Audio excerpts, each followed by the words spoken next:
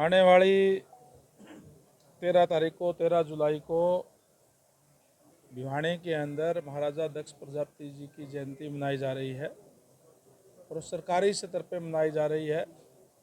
उसका निमंत्रण देने के लिए आज समाज के लोगों को अम्बाड़ा पहुंचा था। जब से भारतीय जनता पार्टी की सरकार बनी है, जितने भी हमारे महापुरुष हैं, संत महात्मा हैं, उन सब की जयंतियाँ सरकारी स्तर पे मनाई जाती है। इसकी शुरुआत हमारे पूर्व मुख्यमंत्री आदरणीय मनोहर लाल जी ने करने का काम किया था और उसको आगे बढ़ाने का काम अब माननीय नायब सैनी जी कर रहे हैं। अभी हाल ही के अंदर हमने जिस तरीके से कबीर जयंती सिरसा के अंदर मनाने का काम किया, महर्षि कश्यप जयंती हमने इंद्री के अंदर मनाई, भगत धन्ना जाट की जयंती हमने उचाना के अंदर मनाने का काम किया, भगवान परशुराम जी की जयंती अभी हाल ही के अंदर रोहतक के अंदर मनाई। इसी तरीके से महर्षि वाल्मीकि जी की भी जयंती, रविदास जी की भी जयंती, अम्बेडकर जी की भी, सबकी जितने भी हमारे महापुरुष हुए हैं सबकी जयंतियाँ मनाने का काम सरकारी स्तर पे करते हैं।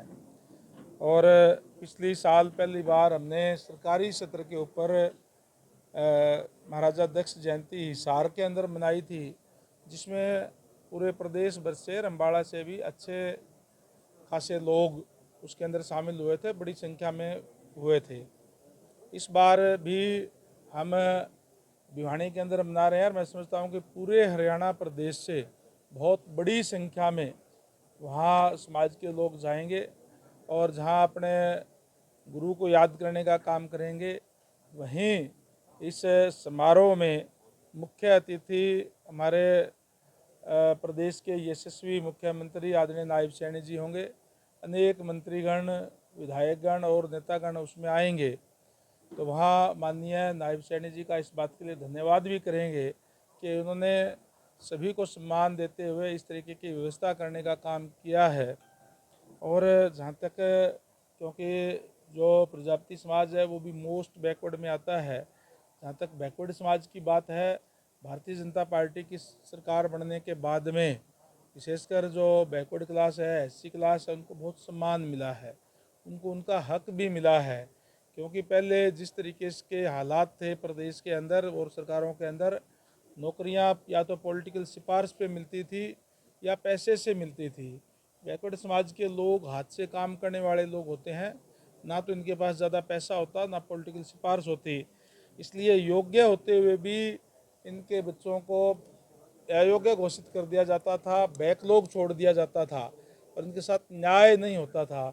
जब से भारतीय जनता पार्टी की सरकार आई है, तब से इनके साथ न्याय करने का काम किया है।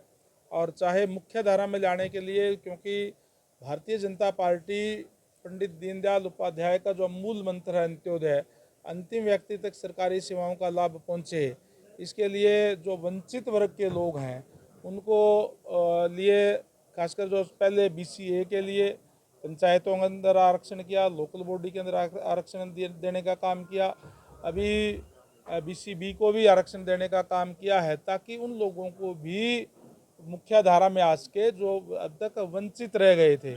इसी तरीके से हमारी जो चुनाव के अंदर जो घोषणा पत्र के अंदर था कि हम, हमारी सरकार बनने के बाद में हम जो डिप्राइव्ड शेड्यूल कास्ट है उसको भी 10% अलग से आरक्षण देने का काम करेंगे।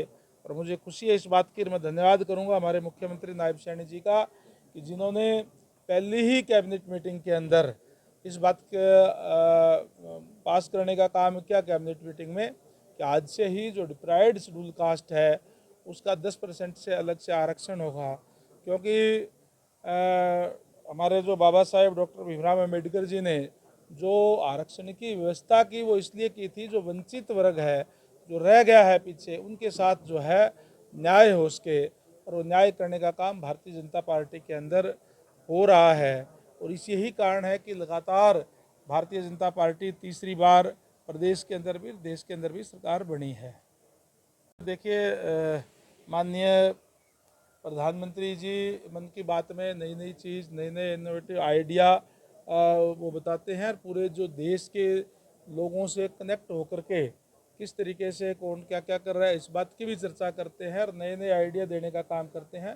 तो हमारे जो कार्यकर्ता हैं, हम सारे के सारे लोग हम बूथ पर जा कर के और उनके कार्यक्रम देखते हैं, तो उसका हमारा एक पार्टी का संगठन का सिस्टम बनाया हुआ है। तो इस बार भी उसी तरीके से हम देखेंगे।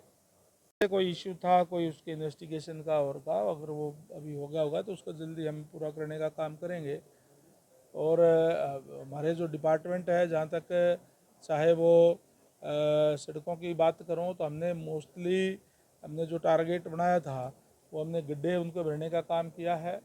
14,300 किलोमीटर रोड हमारी डीएलपी पीरियड के अंदर थी, और उनसे जो जिन जिन एजेंसीज़ ने उन पे काम किया था उनसे ठीक करवाई। और बाकी जो लगभग 5,000 किलोमीटर की हमारी जो रोड थी वो बिल्कुल पुअर कंडीशन के अंदर थी, उनके हमने प्रोग्राम बना दिए। इसी साल के अंत तक उनको कारपेट कर दिया जाएगा, और बाकी जो रोड है उनके भी गड्ढे भरने का काम हमने किए हैं। उसका जो भी प्रोसीजर पूरा करके और उसका हम करवाने का काम करेंगे। कोई भी देखिए कई चीज़ उसके अंदर आ जाती है लिटिगेशन के अंदर या और कोई दूसरी चीज़ों के अंदर, तो डिले हो जाता है। बाकी हमारा काम बहुत अच्छे तरीके से और स्मूथली जो है चल रहा है।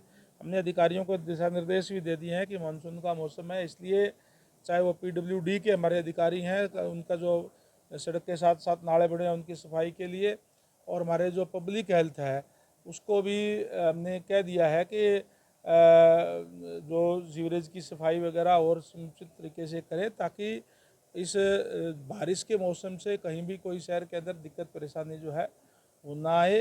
हम अपने डिपार्टमेंट के अंदर जो सुविधाएं हैं वो देने का काम कर रहे हैं। तो गाँवों के अंदर भी हम महाग्राम योजना के तहत जो बड़े गांव है 10,000 की आबादी है उससे ऊपर की आबादी है, वहाँ भी हम सीवरेज का पानी का 135 लीटर पर कैपिटा के हिसाब से पानी हम देने का काम कर रहे हैं और सीवरेज की व्यवस्था दे रहे हैं, ताकि जो बड़े गाँव के लोग हैं वो शहर की तरफ ना भागे, वो सारी सुविधाएं उनको गाँव के अंदर ही वो मिल सके। इन तमाम चीज़ों पर हमारा डिपार्टमेंट कार्य कर रहा है। जो माननीय मुख्यमंत्री महोदय ने भी अभी आदेश दिए हैं, आपने देखा ही है कि कोई भी अगर क्राइम करता है तो क्राइम करने वालों की हरियाणा में कोई जगह नहीं है, उनके खिलाफ सख्त कार्रवाई होगी। या तो वो क्राइम करना छोड़ देंगे या फिर उनकी जगह जेलों के अंदर होगी। स्पष्ट आदेश दे दिए हैं और पुलिस को पूरी तरह से इस बात के दिशा निर्देश दे दिए हैं कि कोई भी अगर कोई क्राइम अगर करता है या कोई जिन्होंने किया है उनको तुरंत सलाखों के पीछे भेजने का काम करें।